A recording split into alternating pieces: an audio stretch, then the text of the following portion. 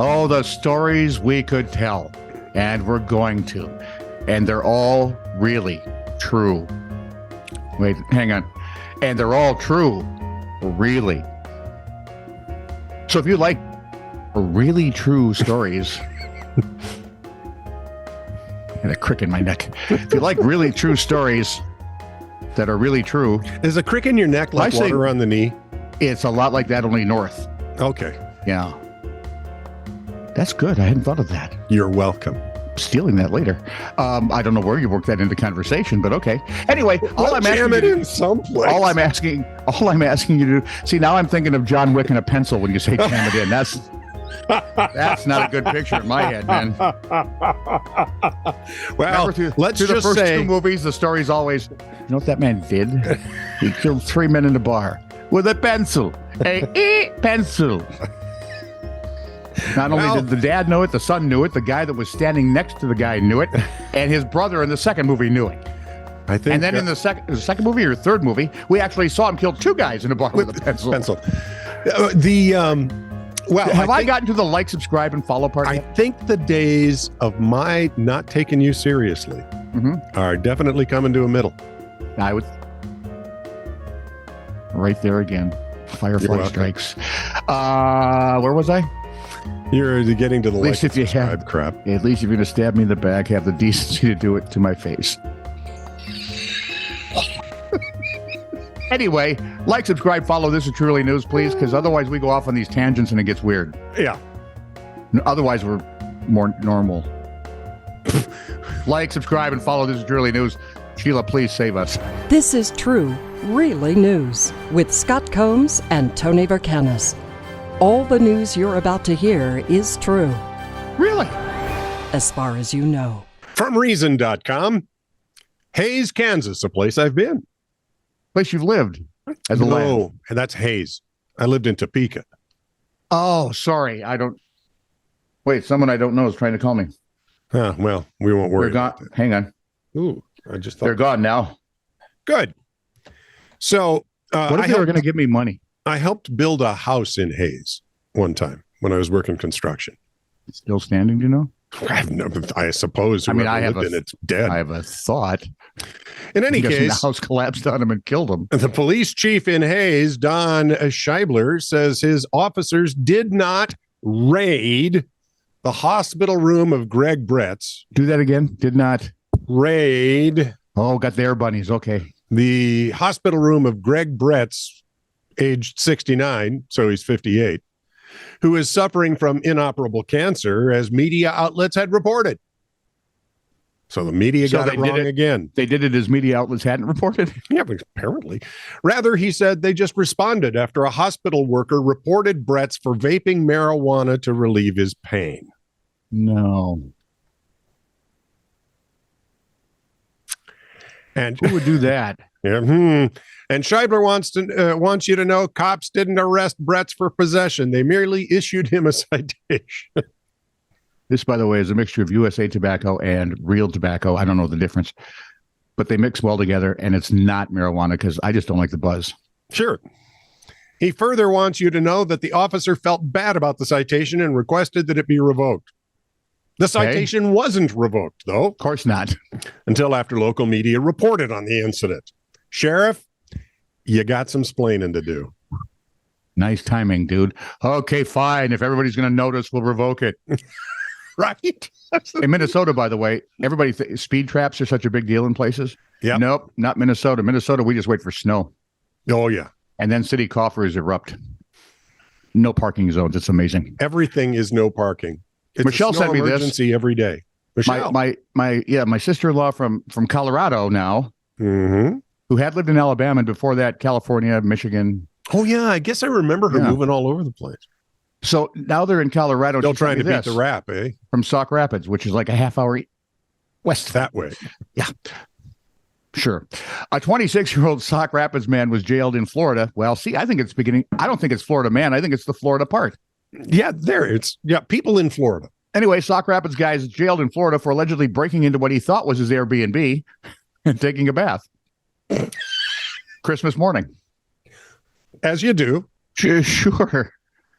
before you head off to church, you're going to take your little scrubby. You don't want to be stinky. Not ever. Cape Coral police were called to the home of a trespasser. They had already been there once for another call of a man holding a rock, yelling to be let in and banging on the front door. I wonder, was it the same guy or were they two different people? When police arrived, they double booked it. Police arrived, they found shattered glass, but no sign of the intruder. And then they were called back to the home when someone heard noise coming from the second floor. There, police said they found Levi Scholing in the tub in the master bathroom, singing his lungs out. He got dressed and was escorted out of the house. Scholing told police that he and his brother were out partying in downtown Fort Myers on Christmas Eve, as people are wont to do on Christmas Eve, and he took his Uber back to the house they were renting. He said he was a little drunk and became separated from his brother after getting out of the car. So when no one answered the door, so his brother drove off to go to the real house. Well, I'm guessing they're both a little. You think? What's the old 3 sheets to the wind? No, that's right. Yeah. He said, can you tell I was raised by a bartender's? Yeah. He said he was drunk and became separated from his brother. When no one answered the door, he said he smashed the glass, went inside and got into the bathtub, which, you're going to stay at someone else's home in an Airbnb. Why wouldn't you do that? I would. In a heartbeat. Which is, again, why would it if I hadn't rented it? He said, well, turns out he said he wasn't there to hurt anyone or commit a crime. Honestly thought it was his Airbnb that had been rented. Really broke into. Police did find the rest of the Scholing's family and the Airbnb they actually did rent one street over. Mm-hmm. So close. Trespassing and criminal mischief charges proceed. Is there a fine for being a dumbass? I'm guessing that's part of criminal mischief. From the kids' corner. My grandmother, 90 years old, had a beautiful photo of herself taken in the 1940s when she was 45. So 58 on, and then she hung it up on the wall. Math terms. Yeah. Little Rosemary, 5 years old, who was also 58. Asked her who it was. Grandma said, "That's me." Rosemary studied it for a while, turned, looked at her and said, "I understand. You got a new head." Yes. That's what Grandma did. Exactly right. That's just what I did. My 4-year-old once leaned into my upper arm and sighed, "Oh, I love squishy things." They haven't found the 4-year-old yet, but they are still looking. When I was really little, my dad shaved his mustache off, and I began bawling and refused to believe he was the same person. I did that once. Yep. I was working with you.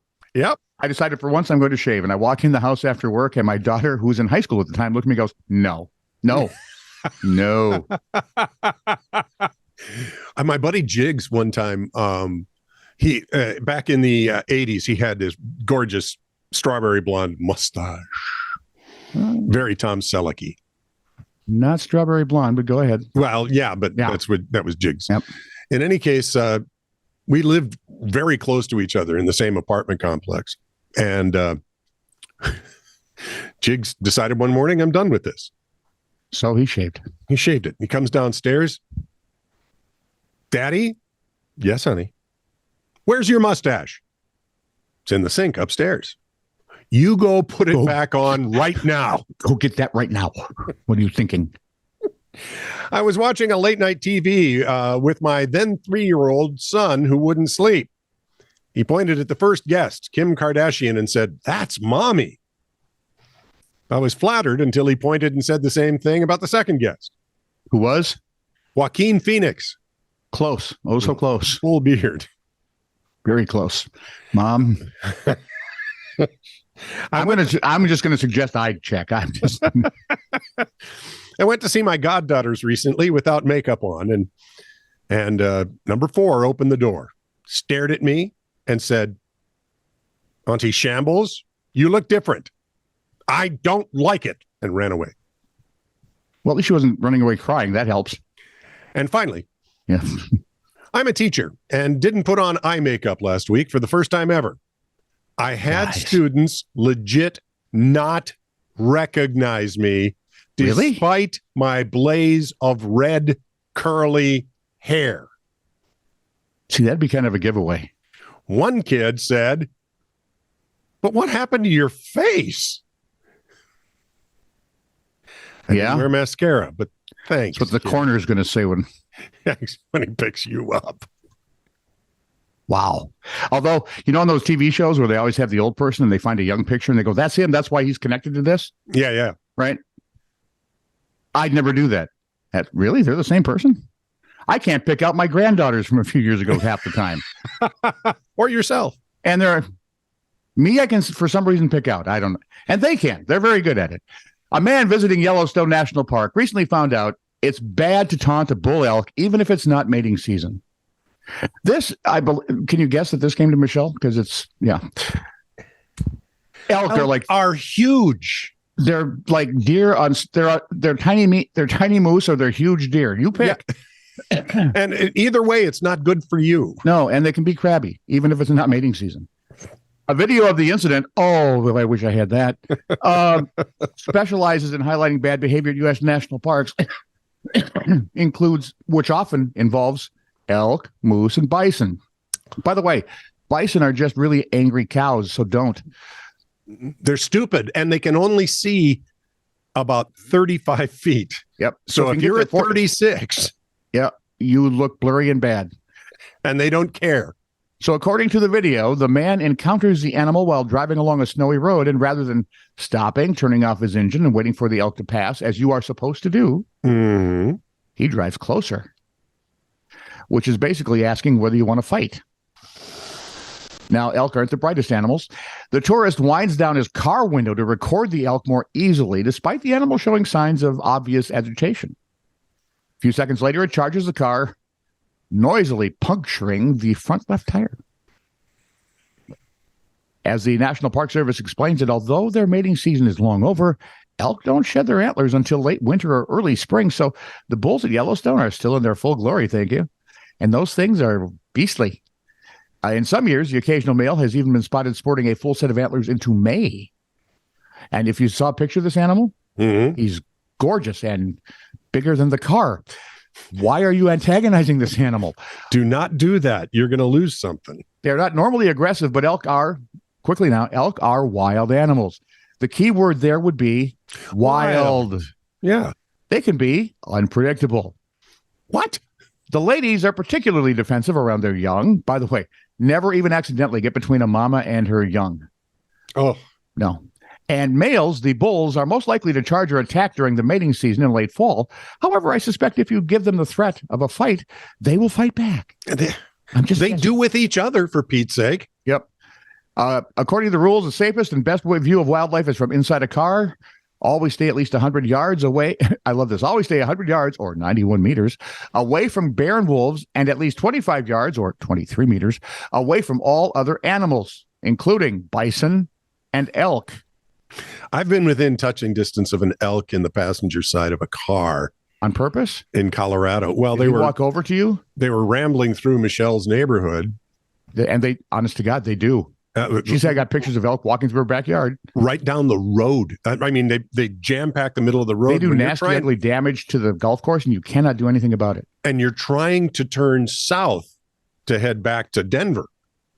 And they're in the way of that one spot where all the roads come together. It's a mess. If you are going to where elk live, or bison, or any other wild animals, check with the people there. They will have information on how you cannot be attacked by them.